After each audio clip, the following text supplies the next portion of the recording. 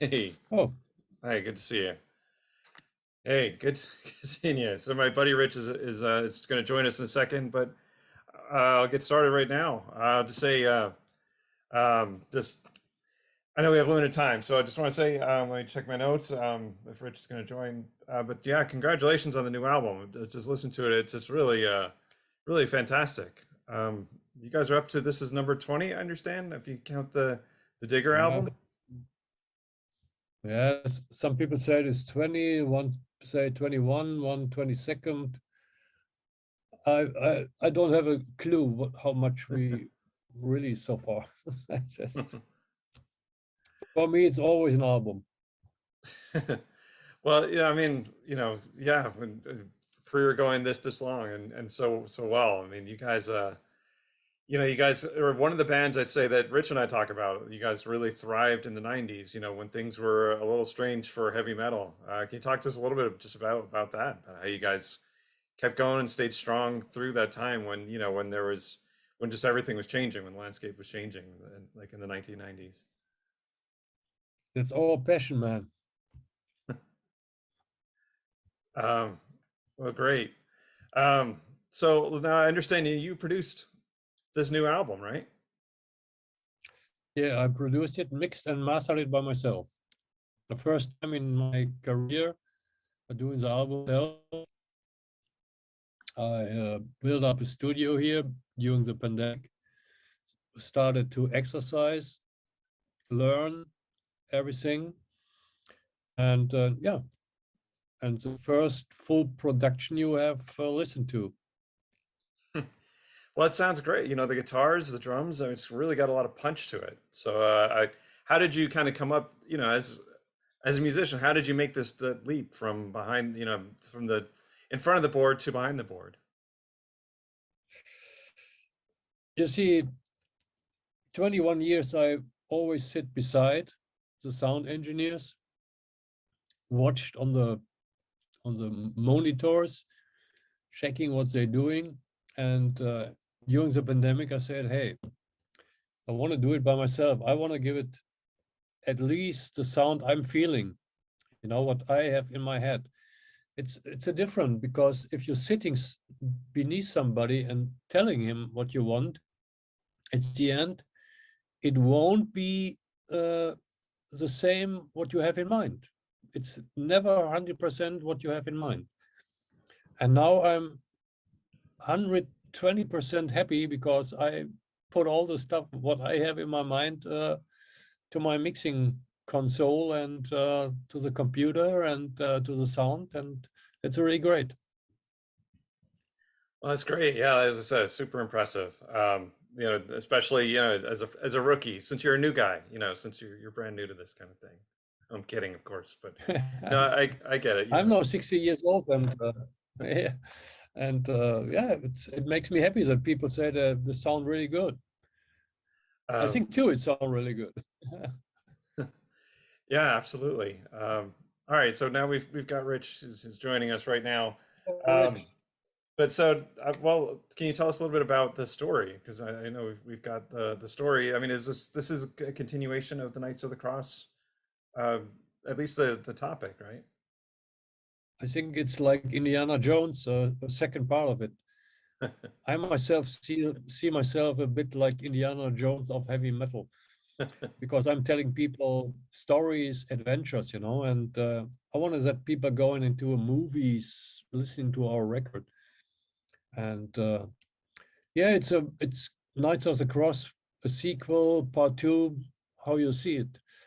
But at the end, it's a record with standing by itself, and it's uh, it's different because Knights of the Cross was a historical concept from the beginning till the end, and the new one is dealing with the mites, the legends, and the secrets around the Order of the Templar.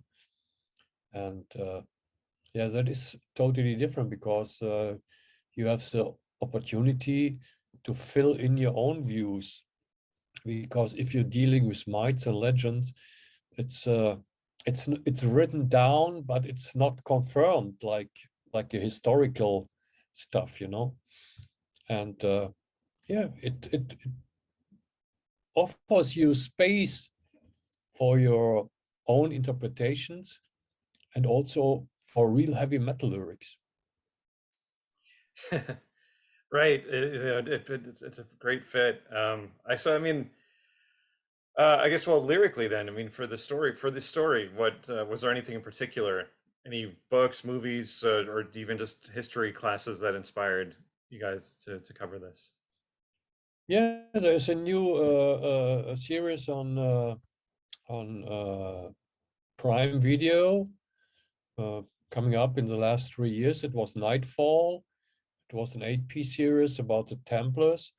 Yeah, it's really interesting.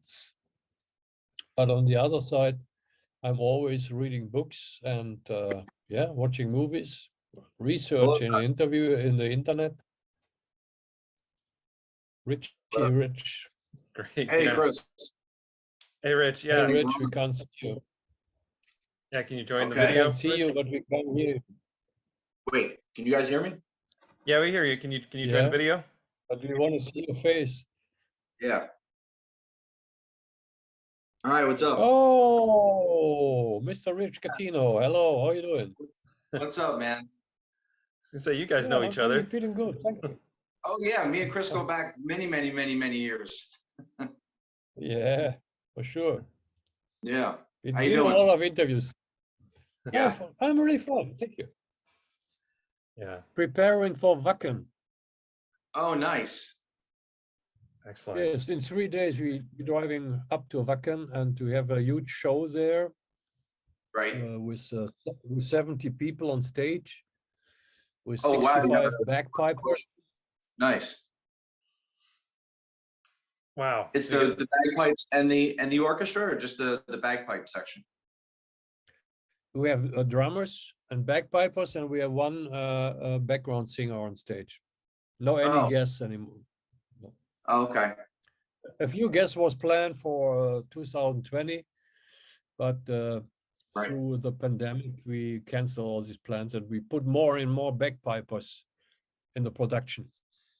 Right. Right. This should be something like for the Guinness Book of Records, you know. Oh, wow. We have the most bagpipers on stage on a heavy metal show. Okay. All right, Rich. Well, yeah, we talked about a little bit about the new album, but I know you got lots of questions, so fire away. So wait, Jack, is this recording, or are we starting from the beginning? How are we doing this now? Yeah, we're recording. You're late, man. We've been going. I know. I had a little technical difficulties here. Yeah, no, it's good. Yeah, we're recording. This is official interview stuff right now. We're all over the place here. Yeah. Chris, can you see my Gravedigger jacket in the background there? Yeah, I see it. Looks awesome. Somebody painted What it for is me it many for? years What ago. is it for a motive on it? What kind It's, of motive it is? It's the Symphony of Death artwork on the top, Uh-huh. and then they painted the Running Wild Under Jolly Roger underneath it. So it's Gravedigger, the Symphony of Death, and then Under Jolly Roger underneath it. Okay, cool.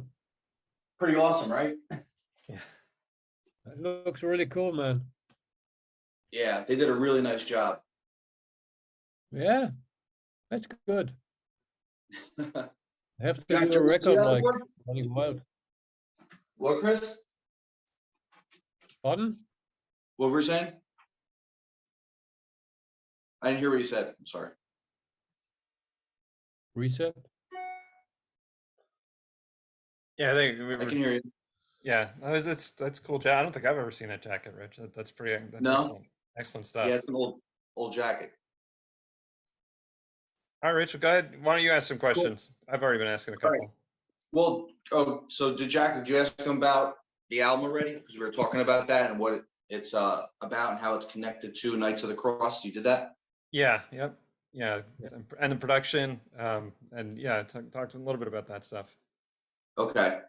So did you ask him about, because he produced it, right? Chris, you worked on this with Axel, so you guys did this together? Yeah, more or Yeah. less. We produced it together, but I mixed and mastered it by myself. Okay, And it is the first time in 42 years that I did that. And right, during the pandemic, I built up my studio here in Cologne, and right, yeah, learn a lot, asking people how everything is working. And the only thing is that I learned to all the technical stuff, but my ears are focused on heavy metal, you know. okay, So that is the most important thing, because without the ears for heavy metal, you can be the best producer every around the world. It always Mhm. will sound shit like, but yeah, I Okay. think I make my exercises, and I think it's a really good Gravedigger production. With I'm feeling it's 100% Gravedigger. All the past ones we recorded in the principal studios, like Fields of Blood or The Living Dead, they Right, sound a little bit more polished, you know, because Jörg Umbreit, the producer from this record, is right. more or less a really great guy, but Mhm. he has make a more polished sound. And this time I Okay, want Gravedigger like from the basic, you know, only drums, guitars, bass, and vocals, you know, Mhm. a bit few keyboards, but at the end, so it should sound like what I have in my heart, in my head, you know. I brought it yeah, to the tape. Right. okay, Yeah. But as I said Good. earlier, it's really got a great punch, and everything's really clear. Every instrument is distinctive. So my hat's off to you, especially first time doing it. It's really a great sounding record. Yeah, I after, think it was like Jesus Christ, you know, the way to the cross, to the night of the cross. It was a long way, and it was painful, and it was with up and downs, and yeah, but always I believed in myself, and at the end, now I'm more experienced. Now, if I do a new Gravedigger record, hey, Mhm. no problem. But if you do it the first time, it's like wow, it's like to be crucified, you know. After doing this, is there a Gravedigger record you'd want to go back to now and maybe remix it? Can you do something like that? No, No. because every Gravedigger record stands for a period of time, Mhm. you know, Right, and did always the best at this period what we can do.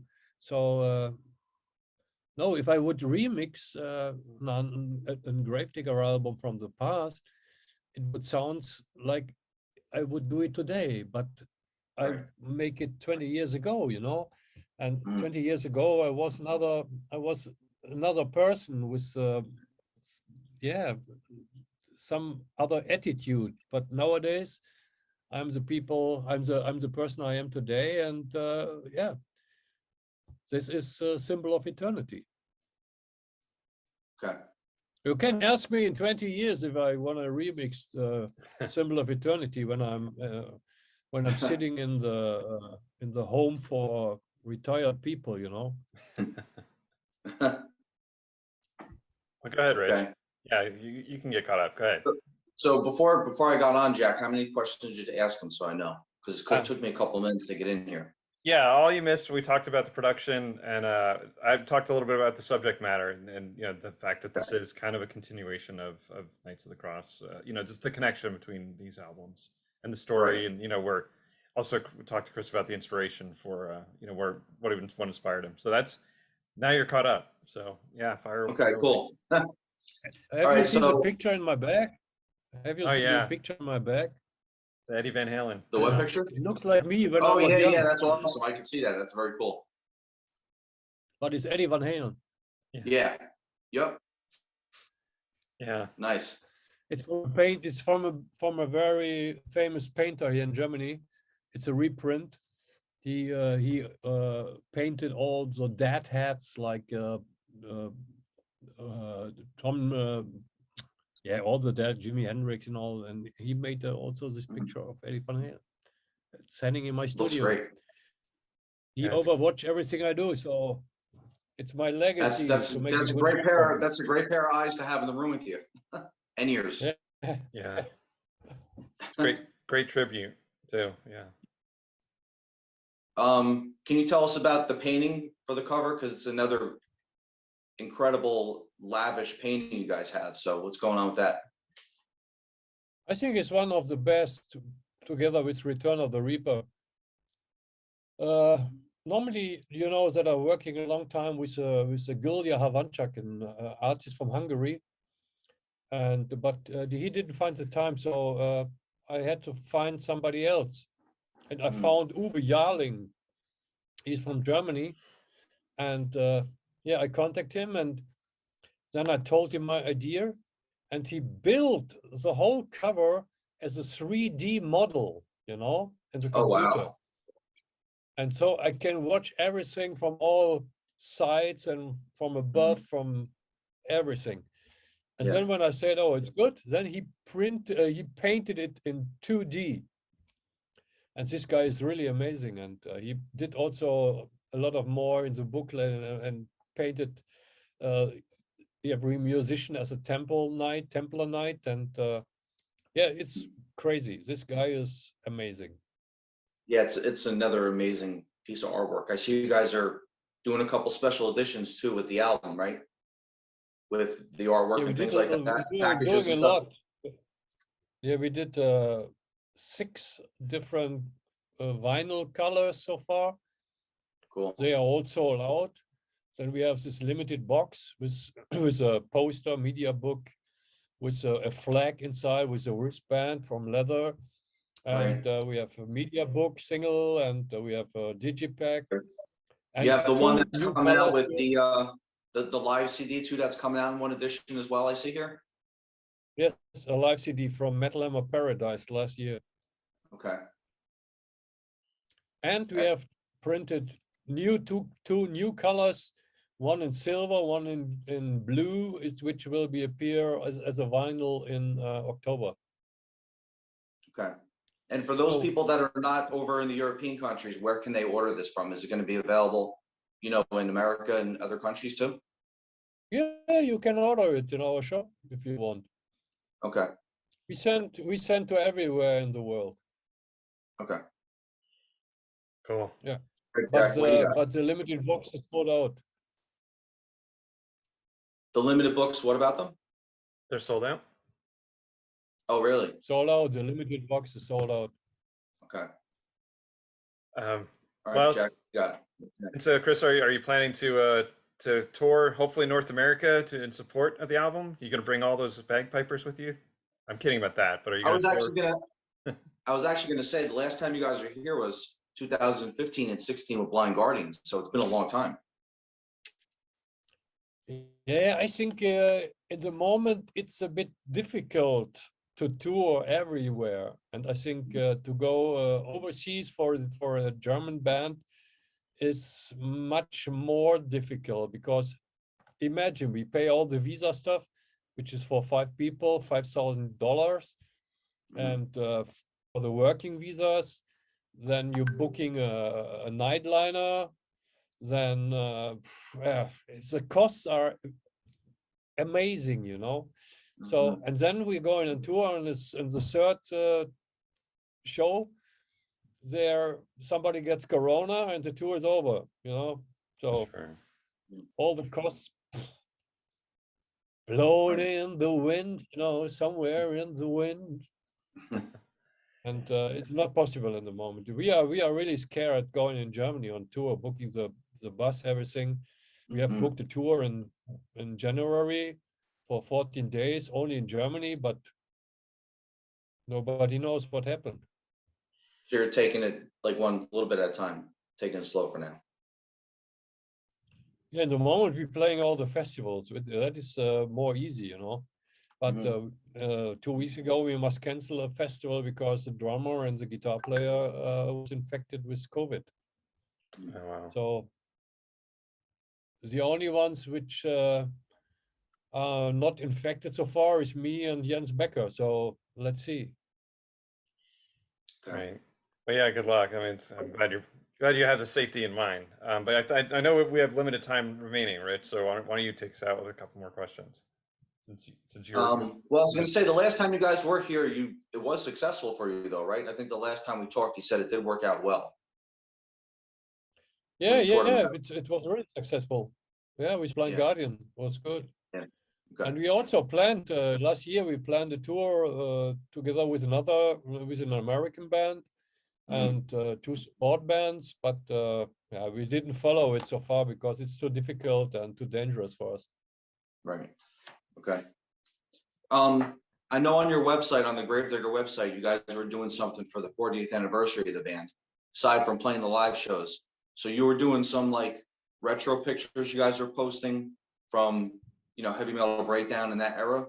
Are you doing anything else to celebrate the anniversary of the band with any of the old albums, like any reissues or anything like that? No, we only celebrated with live shows, with the three Okay. live shows with the three big festivals, and then it is, because the anniversary was 2 years ago. Now we are You got the 42 new years album, old. right? Yeah, we have a new album out. In the moment, we promote two albums more or less. Fields of Blood and Knights of the Cross, Symbol of Eternity, and yeah, they are crazy times. Yeah. That's Okay. 42 years of this. I mean, your voice still sounds fantastic on the new record. I mean, what's your secret to kind of keeping your voice in shape? I believe in heavy metal. That is my passion. That is my life, And on the other side, I walking on the golf course nearly every morning, and going around 2-3 hours through nature, playing golf. Yeah, thinking about what I'm doing next. Then on the golf course, I can free my mind, and I don't drink. This is dark beer, but with no alcohol. It's a sport beer, you see it, sport, And yeah, I'm living very healthy. Don't smoke, no drugs, no alcohol, It's the no best way, sex right? anymore because I'm 60 years old. Yeah. If you want to get my age, don't do anything of that. No sex, no drugs, no rock and roll anymore. Only heavy metal. There you go.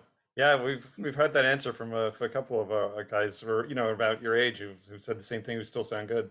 Kind of the same thing, yeah, just living healthy and smart. Yeah, you got to take care of yourself, especially when you're a musician and you got a voice. You got to protect the voice. Yeah. Yeah, I'm Rich? singing here in my studio nearly every day because I told Jack so far that I'm doing a solo. Did I told you that I'm doing a solo album in the moment? Oh, really? A real solo album with different musicians, not with Gravedigger musicians. Mm. And it has also nothing to do with Hellrider. It's something different. And yeah, we finish in the songwriting these days, and then we start recording it for cool. release, I think in next year, middle of next year. That's cool. Are you going to use your more melodic side of your voice, like when you do a song like the Ballad of Mary? Is it going to be more of that of your side of your voice? No. Okay. It's my voice, and it Okay. sounds always a bit like Gravedigger, but on the other side, it sounds like Gravedigger meets Metal Church. That's cool. Yeah. It's more US power metal in it than instead of true German metal, Okay. But you must listen to the difference. Yeah. But I think your voice is great too when you do the ballads and you do something like the Ballad of Mary, those kind of songs. Your voice sounds great on that stuff. Yeah, sometimes I like to sing it this way, but normally I like this distort voice, That is my trademark at the end. If I start singing clear, on a heavy metal record, it sounds like, I don't know, like Tom Jones singing heavy metal or something like that. You're right. Yeah, it doesn't sound like you.